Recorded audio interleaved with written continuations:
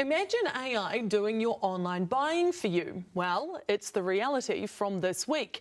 New Zealand has taken a massive step into a new digital frontier with an AI platform making online purchases.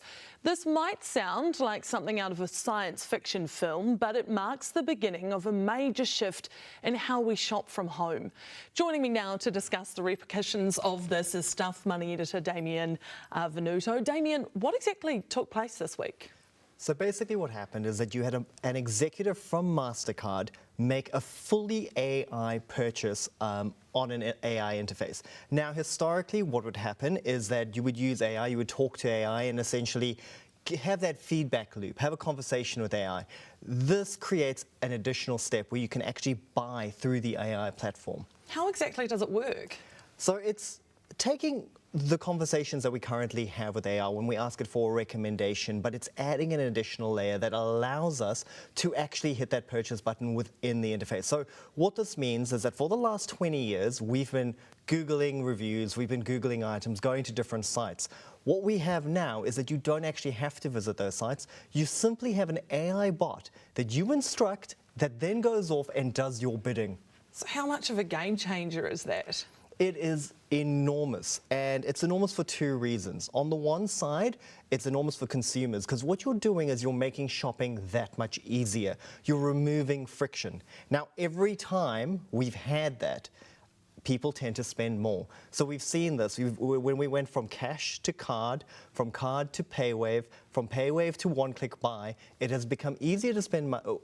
As it becomes easier to spend money, we tend to spend more money. So that is going to have huge repercussions in terms of how much we spend, but also how we shop and how we interact with retailers. Putting your information into AI, that makes me nervous. It sounds risky. Is this tech safe? That is a really good instinct. I think that any time we have new tech, we've made the mistake recently with social media in the last 20 years, where we just hand over all this information and we don't think about the repercussions. I think it's a very healthy instinct to be nervous. The one thing I would say is that MasterCard is not rushing this out the door. They're in the pilot phase of this technology. They've tested it in New Zealand and in 4 other regions around the world, but it's only going to become available to New Zealanders in the next 6 to 9 months. So they're definitely making sure that the plumbing is secure before they start moving your money around AI interfaces. And just lastly, before you go, we've just had the first OCR decision of the year. What's your reaction to it remaining unchanged?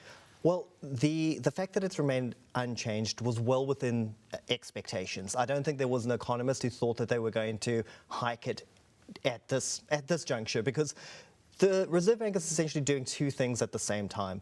They're trying to allow the economy to recover, so you need those interest rates to stay a bit lower for a bit longer, but they're also trying to ensure that they don't overcook so that inflation becomes bedded in. So that's a very tight balancing act. What we can expect to see within the next 12 months is the Reserve Bank issuing those warnings that interest rate hikes are coming, and as we head to the end of the year, we will start to see the OCR affect those interest rates changes. Once again, a lot can happen in 12 months, so I wouldn't be hedging my bets, given over the last few years we've seen geopolitics is very volatile.